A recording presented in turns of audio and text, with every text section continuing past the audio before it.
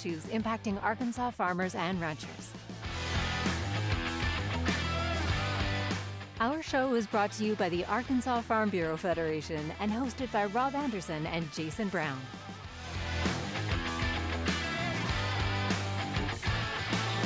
All right. Welcome to the AgCast for June 30th. I am solo this week. Well, not really. Matthew's here with me, our producer. Yeah, I'm trying to hide behind the microphone. Yeah, don't hide. I need some support out here. It's lonely. It's kind of empty over here. Interestingly, though, we are going to have a guest today. I'll get into that later, but something a little different for us. Jason is off enjoying himself in the tropical location.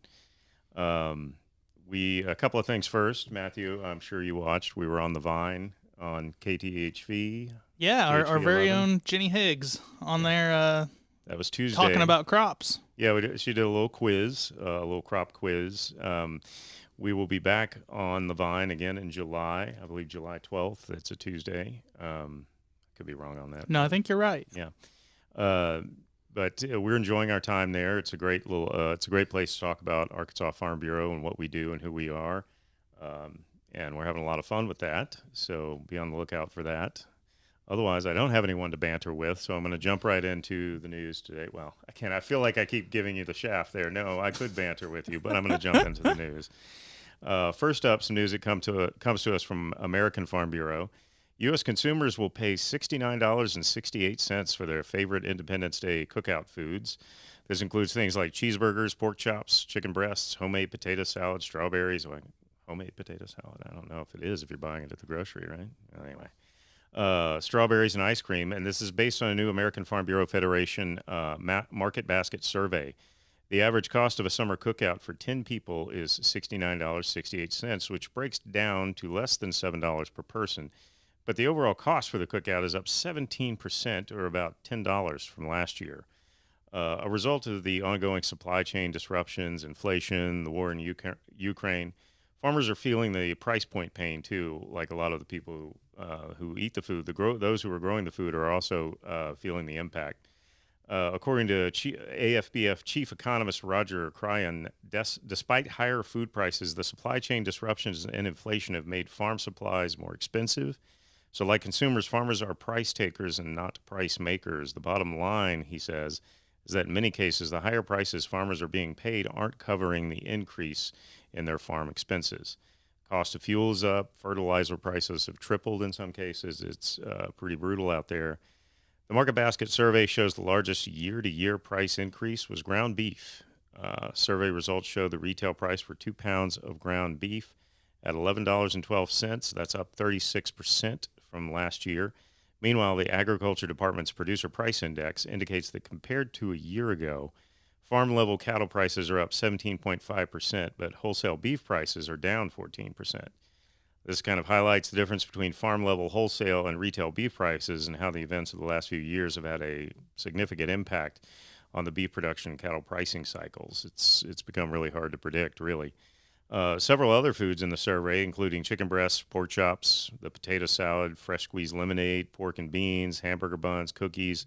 They looked at all the traditional stuff you're going to eat on the 4th of July. All of those had increased prices as well. One bright spot for consumers is the average retail price for strawberries, which declined by 86 cents compared to a year ago. Sliced cheese and potato chips also dropped in price, 48 cents and 22 cents, respectively. Better weather conditions in some fruit-growing regions and greater retail pricing flexibility for some of those processed products are likely behind that. The year-to-year direction of the market-based survey tracks with the federal government's Consumer Price Index report for food at home and general inflation across the economy. Both the index and market basket show increases of more than 10% compared to year-ago levels. So enjoy your 4th of July, and sorry for your pocketbook there. That's gonna. Do you have a favorite 4th of July kind of staple food? You a burger man, hot dog man? I'm actually a hot dog guy. Hot dogs, fully loaded or just plain? I probably go with the plain. Are you? Do you have a hot dog? Oh well, I'm a 4th of July. I want a nice slice of apple pie. That is so American. Preferably with some ice cream on it and warmed up. But all right, very nice. You're quite the patriot there. Oh yeah, well, nice. I don't watch baseball, so. All right.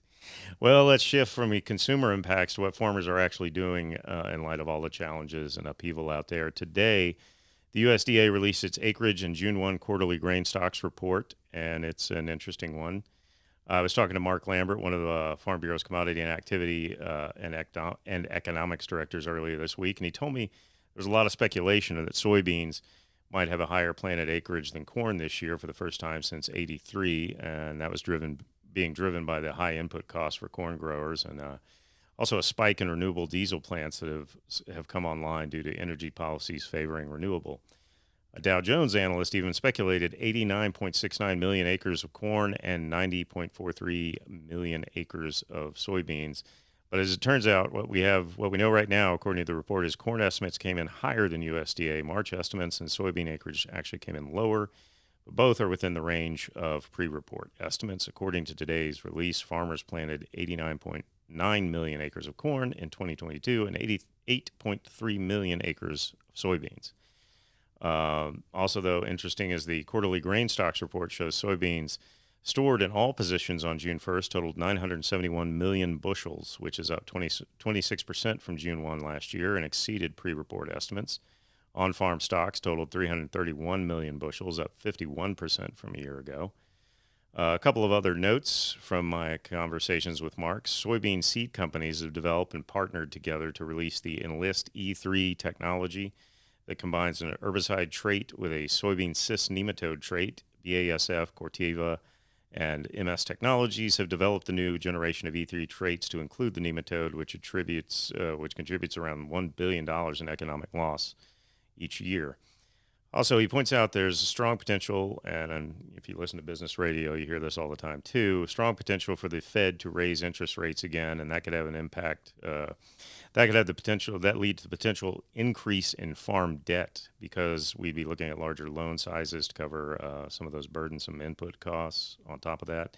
Ultimately, Fed rate hikes only increase the interest accrued on the operating loan, meaning it costs more to produce a crop and it further erodes profitability realized. The main thing to look at as the APR rate, which affects credit cards and loan interests. Small percentages lead to large increases in accrued interest payments on outstanding debt as it compounds, putting all consumers further into the debt cycle. So it's a lot of downer news today.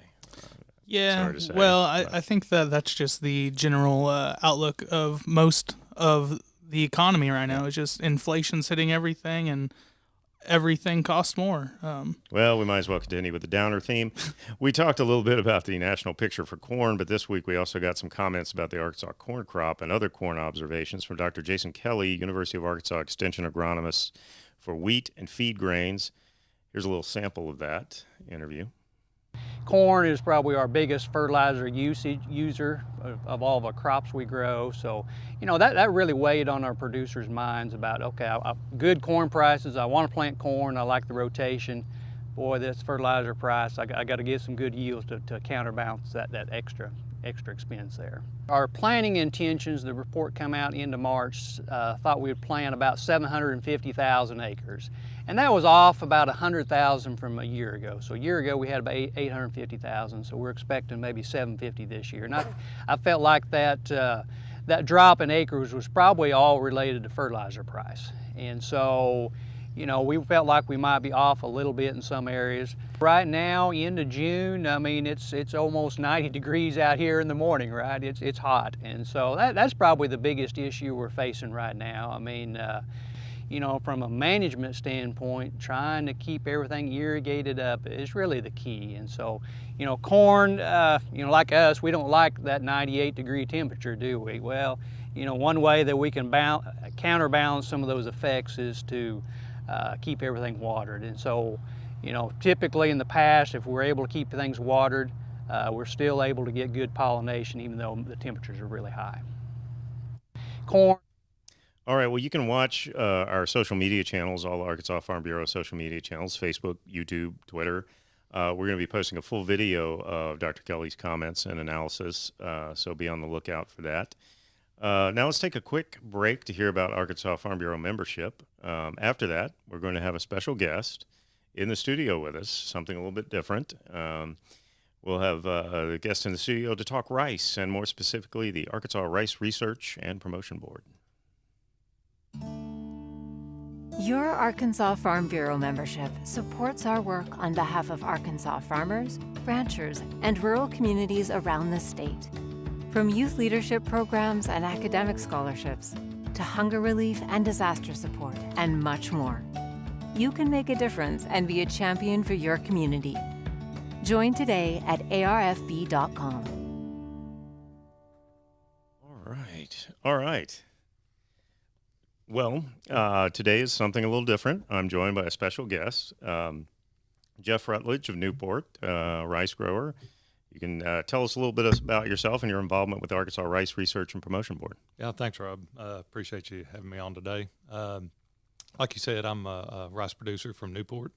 Been involved in Farm Bureau for a number of years. I currently serve as the Rice Division Chairman for Farm Bureau.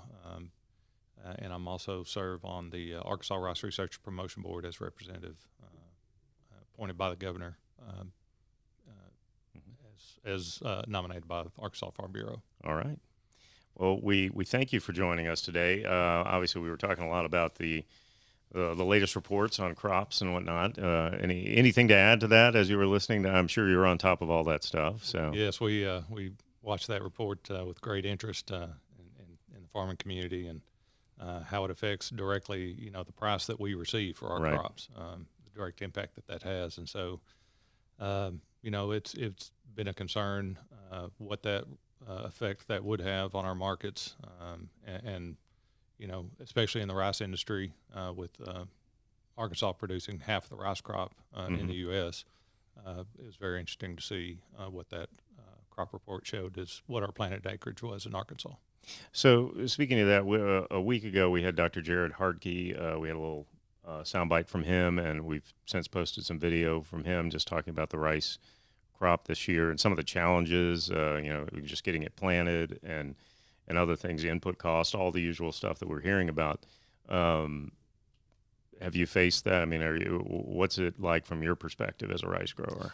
Yeah, so, we've seen a lot of run up in crop prices that we receive in corn and soybeans. There's been a pretty good increase in those prices that farmers receive in the past year or so. Not enough to cover the increase in inputs, but more so than we've seen in the rice market. Rice has kind of been hit doubly in this market as the price that we receive has not gone up near as much as the other commodities have. And yet our costs have gone up even more so because we use, quite a bit of input costs associated with rice production. So the fuel, of course, has gone up double from last year. Fertilizer, same story, double from last year, as well as some of our other inputs that have gone up, 30 to 40%. So, well, this is probably then maybe a good time to talk about something that could be positive for rice growers, and that is the Rice Research and Promotion Board. I mean, tell us more about that. What's the importance of it? Why should people be involved? I'm glad you're going to have some good news here on this negative podcast. I know we need to close out strong. So, yeah, I mean the story of the Arkansas Rice Research and Promotion Board and the checkoff that it administers is a great story in Arkansas in the rice production industry.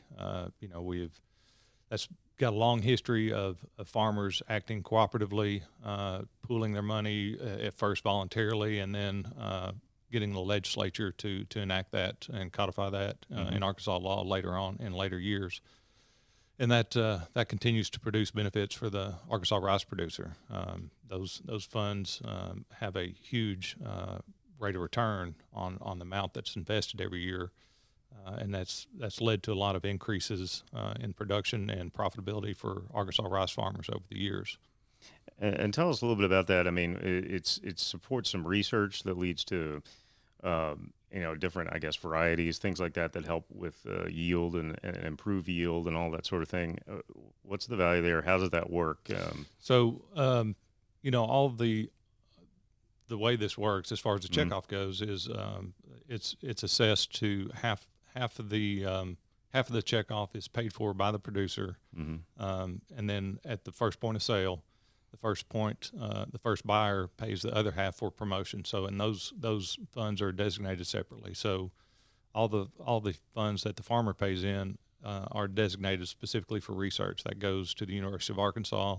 So every single rice recommendation that's been made over the last, probably 30, 40 years, as far as herbicide recommendations, as far as soil fertility recommendations, pest management, water use efficiency, all of those recommendations are a direct result of the checkoff dollars that farmers have paid in to fund that research. And,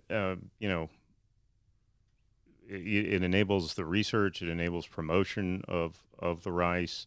From a rice farmer perspective, can you talk about maybe some of the, the benefits and how you've seen it, whether it's from the yield, it's from the promotion, it's from all of that? Yeah. So as far as the research side of it, I mean, we've seen a huge increase over the years in our yields, in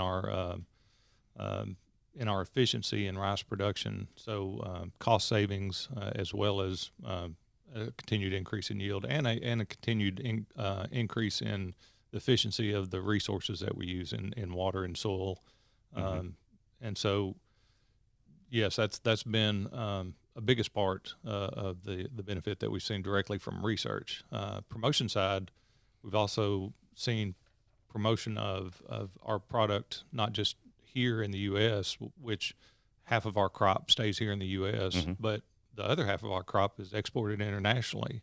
So that's something that we have also contributed to as an industry to promote our product around the world and compete in the world market. Yeah, I was going to say I'd seen some of that, and how you help with these issues with the international trade and things that need to happen on that front. So it's a broad-based benefit. It is. Yeah, and that's something that typically your typical farmer that stays on the farm doesn't get to see a lot of that.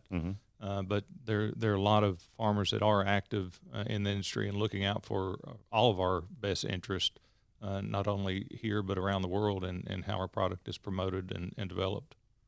Well, and that's what I was going to ask about, is for the rice growers out there who aren't as involved or actively involved, but or maybe not thinking about this as much. To if you're making a pitch to me about the importance of this, obviously we've talked about some of the things. How would you sum it up?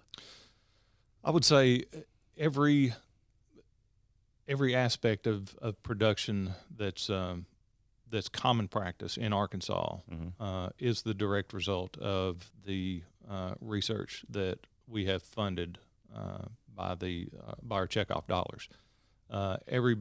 Every bag of rice that's sold either here or around the world is a direct result of the promotion dollars that have been paid in to try to move that rice after we produce it. So we have the farmers on one side continuing to fund increase in production, and we have the first purchasers on the other side continuing to increase the movement of those increased bushels. Right. Well, again, it's nice to have a little bit of positive spin here at the end of our down AgCast. However, to get back to maybe the negative, tell me your perspective looking at the rest of the year from a grower's point of view. What are you anticipating as we head into, through the summer and into harvest season? Well, if you're farming at all, you have to be an optimist at some level. I mean, you're as negative as farmers are. We continue to do it, so we have to be optimistic about something. Right. So we're hopeful that we will get a continued increase in the price that we get for our crop. Like you said, we're price takers. We can't determine the amount that we get for our crop. Right. And we're hoping for mitigation in some of the input costs. Maybe we're hoping fuel comes down, maybe fertilizer comes down, maybe we have kind of a calming of world unrest and just hope for a better future. It's a lot of fingers crossed. Crossed. Well, we thank you very much for joining us today. Appreciate you having me on. And again, having an empty chair over there, it was nice to see another face so I could interact with somebody besides Matthew. Sorry. I'm still here. Yeah. Speaking of, though, you're still here. Do you have something for us? Yes. Usually Brian has this day in history. So because I want to make sure Brian's tradition keeps going, I brought two things to the table today. First, a little less exciting, but it's Michael Phelps' birthday. Gold medal swimmer. A little bit more interesting, though, a little over 100 years ago today was when the Tunguska event happened, which is when a piece of a comet hit Siberia and it blew down 2,000 miles of trees and is considered to be 1,000 times the power of a nuclear bomb. So, Oh, all right. We should all be glad that hit Siberia. Well, let's hope that at the end of this farming season, we aren't hoping for another event right here to just wrap it all up. What a depressing show today. Thank you for joining us. No, but thank you for joining us. That wraps up this week. Thanks for following along with the AgCast. We're grateful for you taking the time to watch and listen. As always, don't forget, you can catch the live stream every Thursday, 2 p.m. on Facebook and YouTube. Make sure you turn on the notifications, get those alerts when we go live. Arkansas AgCast is brought to you by Arkansas Farm Bureau, hosted by me, Rob Anderson, and usually Jason Brown. Thank you again, our special guest today. Thank you. And that's it. Our show is produced by Brian Pistole and Matthew